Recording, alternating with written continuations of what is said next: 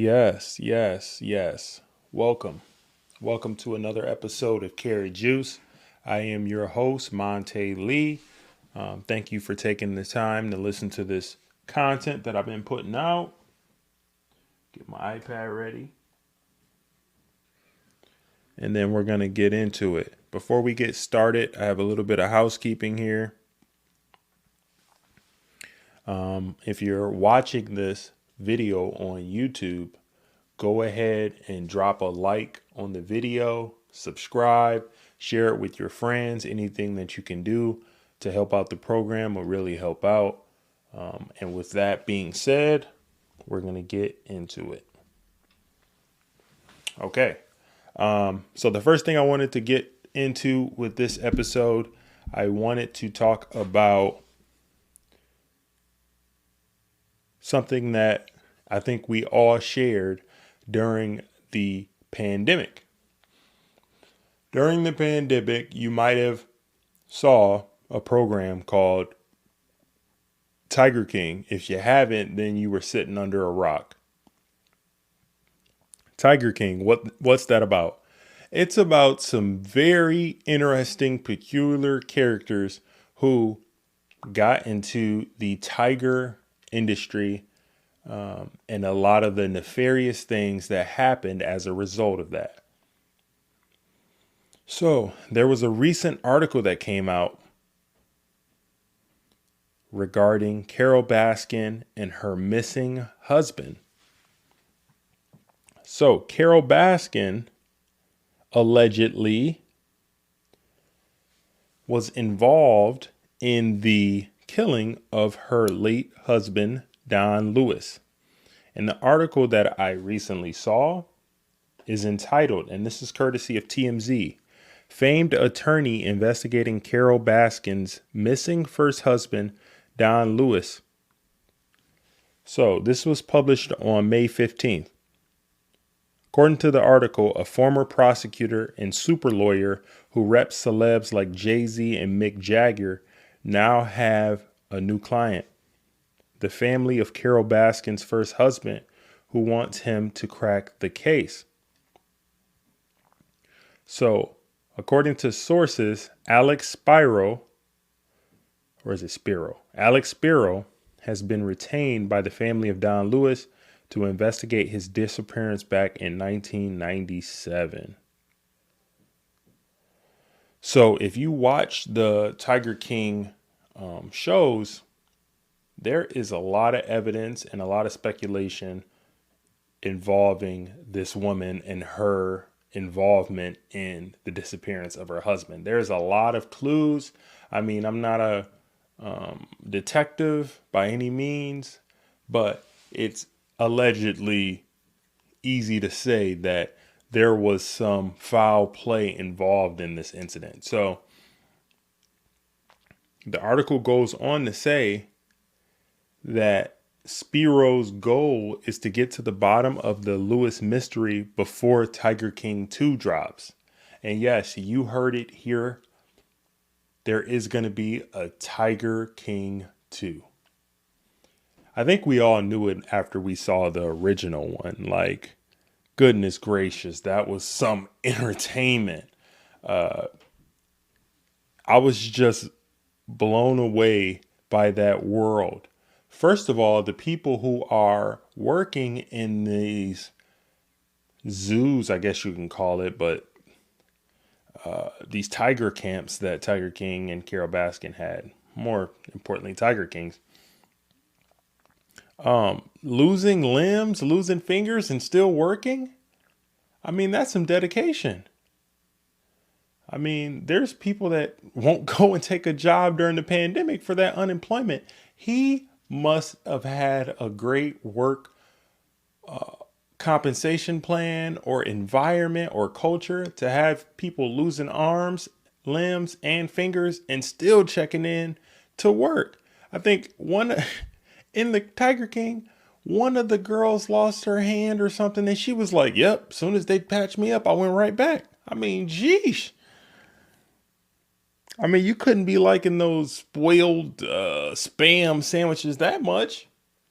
goodness. Because if you haven't seen the show, he was getting like leftover meat from grocery stores and Walmarts and supermarkets and stuff because he was running out of money, and he was feeding his tigers with that money. And then we come to find out later he was feeding some of his employees with it too.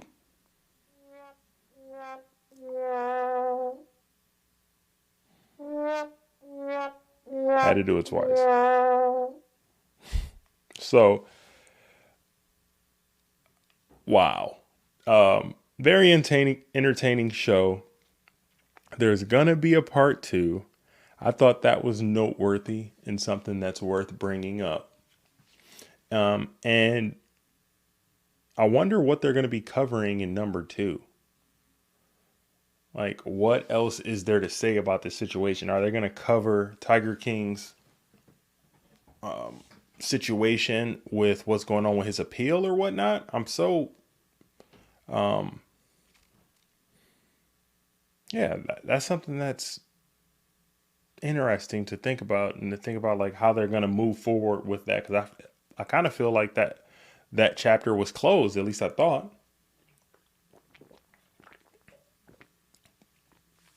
Take a sip of my beverage. Yeah, this is going to be a little bit laid back. So I've been doing this since February, and I'm starting to figure out, I feel, come to grips with what my voice is going to be and what I really want to do. And I'm open to feedback, but I think I'm starting to find my niche, and I am not afraid to, fail. I'm not afraid to not have the perfect thing to say all the time. I'm not pretending like I know everything, because I know I don't. But I will say that I am willing to fail, and I'm willing to, not have all the answers, because I think that's a part of growing and becoming, a better person. I'm with my purpose right now. I enjoy shooting the crap and just talking about things that I find interesting. And I am going to wrap in value with that. So that's something that I thought was fun. So I just wanted to talk about it. And also, have you guys heard the new JCole album? If you haven't, you need to get up on that. JCole has been one of my favorite artists since his mixtape, The Warm Up. His most recent projects have been so, I can honestly say, because he's a very, how do you put it, conscious rapper, and not in a corny, cheesy kind of way, but he really tailors his message, and he's not like everybody else. But that harms him in a way, because sometimes people don't get the full breadth of his greatness, because they focus on just his level of consciousness and how he is trying to have a deeper meaning behind all of his songs. And some people say it sounds like elevator music. Well, I will say that this is not one of those projects. I think the new album is like 12 tracks long, so it's not too long. Part of the reason why I like the new album, The Off Season, is because it doesn't have any filler in it. It's one of those albums that you could just plug, play, and listen to. And a cool fun fact that I saw about JCole, actually, he's going to be playing in a pro basketball league. So according to ESPN here, JCole made his pro hoops debut in the Africa League. The actual name of the league, let's see if I find it here.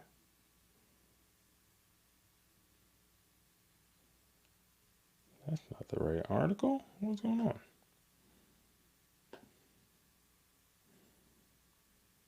Here we go. We have it here. So he's playing in the Basketball Africa League for the Patriots basketball club. His first game was over this past weekend. He played 18 minutes, had 3 points, 3 rebounds, 2 assists. I mean, nothing to really write home about as far as a stat line. But to drop an album and make your pro basketball debut overseas for the Africa League, I mean, that's a hell of a week, man. Props to JCole living his life, doing his thing. And he is a 36-year-old rookie. How about that? That's good to see, man. I'm happy to see people living out their dreams, doing what they want to do. And JCole just seems like that type of cat. When you check out the album, send me some feedback, drop some comments, let me know like what your favorite track is on the new project. My favorite song on J. Cole's new album is Pride is the Devil. That's because his wordplay, his delivery, the way he operates in between the melody on the track is J. Cole at his absolute best, if you ask me. I'm not a huge hip hop head, but I appreciate lyricism. I appreciate an artist who tells a story in the music, and J. Cole's wizardry. I don't have wordplay like that. You can see his command of the English language and his wizardry on the mic is at full display on that track. Pride is the Devil. Go check it out. If you like hip hop, if you like lyricism, you will be right at home. Okay, so let's move on and go into another segment of the show. And before we do that, we have a message from the sponsor and we'll get right back to it. Thank you for listening to the Karat Juice Podcast. And I want to let you know about one of our sponsors, Anchor. If you haven't heard about Anchor, let me tell you a little bit about it. First of all, it's free. You know I'm always about a deal, so that's a big plus right there. There are also creation tools in the app and in the software that allow you to record and edit your podcast right from your phone or computer. Anchor will also distribute the podcast for you so it can be heard on Spotify, Apple Podcasts, and many more platforms. You can make money from your podcast with no minimum listenership. It's literally everything you need to make a podcast in one place. Download the free Anchor app or go to anchor.fm to get started.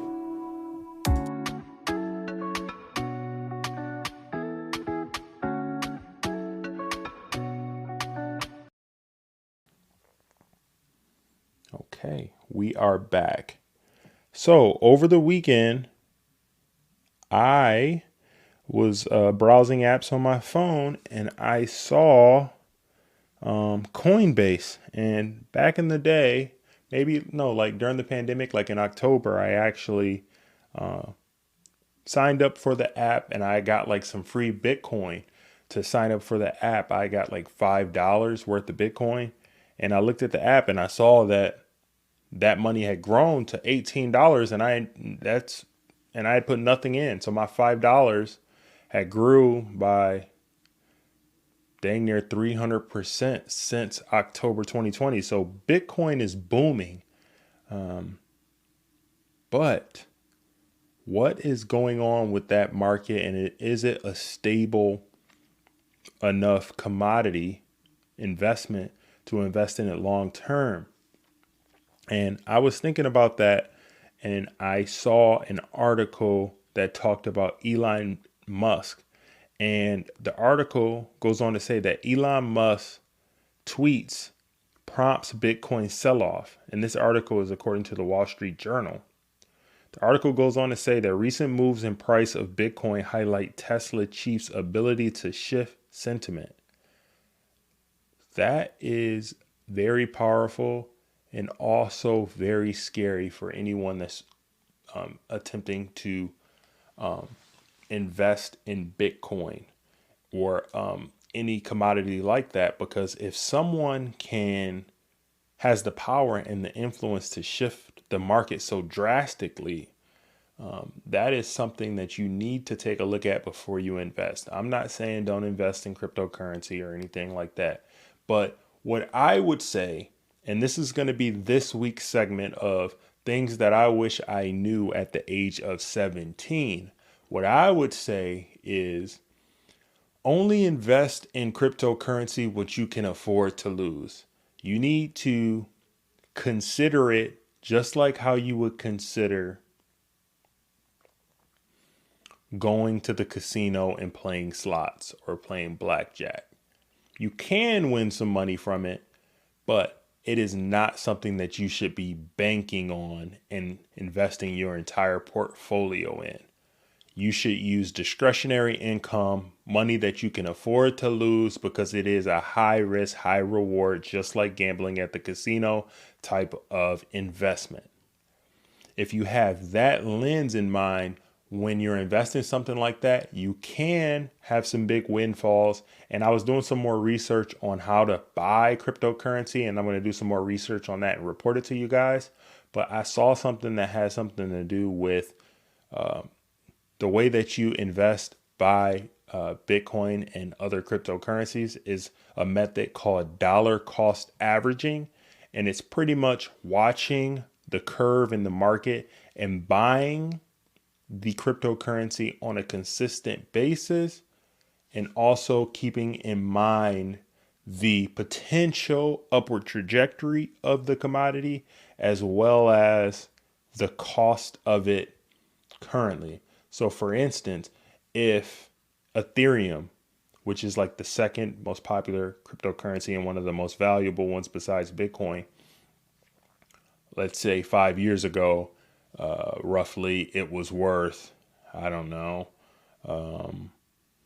maybe $1 or $2 per coin or something like that. And now it's like 3,000 or 3,500, something like that. During that entire track of it getting there, there were ebbs and flows where it went really high and then down, high and down. It was on that. You would want to buy it when it's on one of those downward trajectories, not when it's increasing. So from what I heard and what I saw, that's basically what they were saying. Buy low when everybody's selling and ride it through. Okay.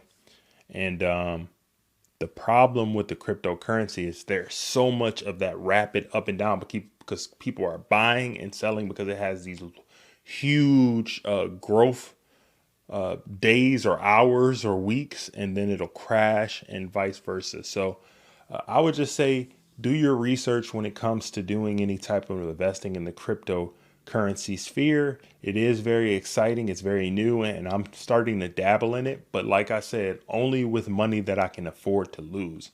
It's kind of like going to the casino and playing slots, honestly. You can get lucky, but you also can lose a lot of money. And I would not recommend anyone consider that their retirement plan. Okay. So with that being said, I also wanted to go a little further into this article and read more of what it says. So it went on to say that Bitcoin continued to be under some pressure after a tweet from Tesla's chief, Elon Musk, prompted speculation that the electric car maker had sold or would sell its holdings of the cryptocurrency. So while Mr. Musk later tweeted that Tesla hasn't sold any Bitcoin, the sell-off demonstrated his power to shift cryptocurrency markets. Last week, he said Tesla had suspended accepting Bitcoin as payment for its vehicles, citing concerns over its carbon footprint. And since then, the market value of Bitcoin had fallen to about 835 billion from more than 1 trillion. Wow. So he affected a $170 billion shift by just putting out a press release. You got to think about that. Think about it. So if somebody has that much power over a currency that you're putting money into, you literally can be influenced by a tweet from somebody who has influence. That is dangerous. That is very dangerous, and that's something that we need to think about and keep in mind moving forward. Okay, now I just wanted to have a little fun. Oh, but before I do that, we got another message from the sponsor, and then we will close the show out.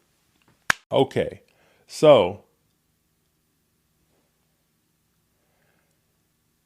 you guys know what time it is? Do you know what's about to happen? Do you know what time of year it is? The NBA playoffs is starting today. Today, baby. Yes. It's been far too long. We got NBA playoffs. It's a beautiful time to be alive. Yes, people. Yes. I'm excited too. Aren't you so happy? Yeah. Yeah. Woo. I'm excited. Can you tell? So we got the NBA playoffs starting tonight. We have the Wizards and the Celtics matching up against the Pacers and the Hornets as well. So we got the Pacers and the Hornets at 6:30, and we have the Celtics and the Wizards at 9 p.m. I am excited. I can't wait. I am a big, huge NBA fan. I've loved the NBA for years. A lot of people talk about how great the college game is, but I disagree. I can see a lot of the flaws in the college game. The big time elite schools are awesome. When you talk about Michigan, we talk about Kansas, Michigan State, Duke, UCLA, North Carolina used to be, but they kind of fallen off. But you know what I mean. The big time schools, the basketball is lovely. Also with some of the mid majors, shout out to Wichita State. Shout out to VCU back in the day when they were coached by Shaka Smart. There are some very well coached college basketball programs. Creighton. However, in the NBA, the players that played in college for the most part that were the first or second best player on their team are rotation players in the NBA. It's the best of the best duking it out and playing against each other. That's why I love it. And with this new format that's happening with this play-in tournament, these teams have been playing hard and not mailing it in for the most part. Shout out to the Detroit Pistons. You guys know what y'all was doing. Oklahoma City Thunder. Y'all know what y'all was doing. And we were supposed to get rid of this tanking. The Detroit Pistons have been in the lottery longer than some of y'all been alive. And it's a shame. Y'all know what it means to say Detroit basketball. A lot of kids are walking around and like, what does that mean? That means men going to work. And lately, the Detroit basketball Pistons have not been going to work. They have been showing up, collecting a check, and professionally losing on purpose. And it's sad to see. And I feel bad for the city of Detroit because I love the city of Detroit. And when the Pistons are winning, it's a lovely thing. Shout out to Jalen Rose. But let me get back to my point. The NBA playoffs is a beautiful time. We got some great matchups. On Wednesday, tomorrow, we got the matchup of all matchups. We got the Warriors and the Lakers. We got LeBron finally healthy. Anthony Davis, Talon Horton-Tucker, Caruso, Kuzma. The other night had the Kobe tribute with the off the glass slam. I am all for it. We got teams ducking the Lakers left and right. I am ready for it. Steph Curry is dangerous. The Lakers have to be careful with him. But overall, this is the best time of year if you are a fan of basketball, which I am. So, my prediction, the Lakers beat the Warriors. The Warriors beat whoever comes out of the 9-10 game. And then we got Phoenix Suns versus the Lakers in the first round. And we have the Jazz versus the Warriors. And both of those teams are going to be in trouble. The Warriors can knock off the Jazz because Donovan Mitchell isn't back. The Suns cannot match up with the Lakers because the Lakers got too much size. We got trees down there.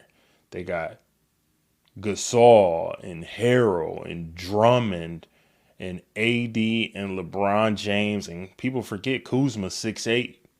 So that's going to be a tough series for the Suns. So kind of feel bad for them because they got the second seed and now they got to face the Lakers in the first round. So what a time to be alive. It's an exciting time. We got NBA playoffs. We also got this article that I wanted to go into to close out the show. Andre Drummond. I don't know if you guys know that, but his actual nickname is the Big Penguin?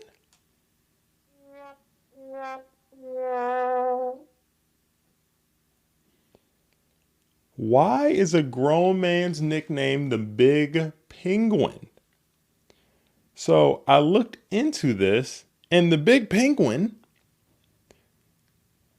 actually, oh, my light went out, but it kind of looks kind of mood lighting. All right. So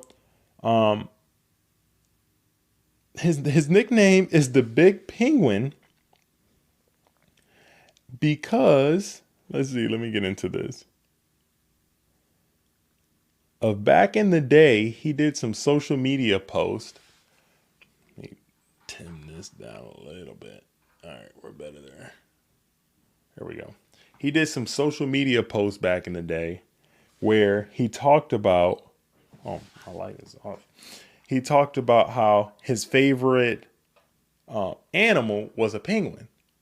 So it resurfaced, and if you look up on social media, I'll tag the article. He has some social media posts where he's standing with like some inflatable penguins with the Detroit versus everybody shirt. Shout out to Detroit again. He also has some vines back in the day where he was dressed up as a penguin walking around wearing a penguin suit and a vine. And that's the strangest nickname in the history of nicknames for menacing sinners in the league. And I'm all for it. And PSA to Andre Drummond, you're 6'11", 290 pounds. Can I get the knees on the rim, big fella? In the immortal words of Shaquille O'Neal, I need to see your knees on the rim when you get the pass inside. Because I don't know if it's you, but I feel like he misses so many close shot attempts just because he's not going up strong. He's a great rebounder. He seems like he's a really good guy, but I need him to be mean. I need him to be mean this year. So I need you to be a mean penguin for us, Drummond. Okay? You can't be all cuddly and, and waddling around. No. I need you to be a mean penguin. I need you to watch that Batman movie with the evil penguin villain. I need you to get a snarl, okay? Because we got LeBron James going for his fifth. Unapologetically, I'm a LeBron fan. Anywhere that he goes to play, I'm rooting for him. And if you don't like LeBron, it's fine. We could still be cool. We could still be friends. But check me out on Twitter. Check me out on social media. I am going to be posting memes during this playoff season and snickering all the time as well. I don't know if you guys are like me. I love to watch playoff games live and to check out Twitter during that time, especially when the Clippers are playing, because they are so easy to make fun of. They always are complaining, ducking and dodging like Neo in the Matrix. It's on like Donkey Kong tonight. So I hope you guys enjoyed this episode. I wanted to keep it light and fun because the last post that I had was pretty serious. Life is good. I have no complaints in the world. I hope that you guys are staying safe. Some of the restrictions are starting to be lifted out here. So go out and live your life. Go to a happy hour, eat some appetizers, hug your family members, tell them that you love them. And I I'll speak to you guys next week, and love somebody, hug somebody, do something good without expecting anything in return. And I'll speak to you guys later. Peace.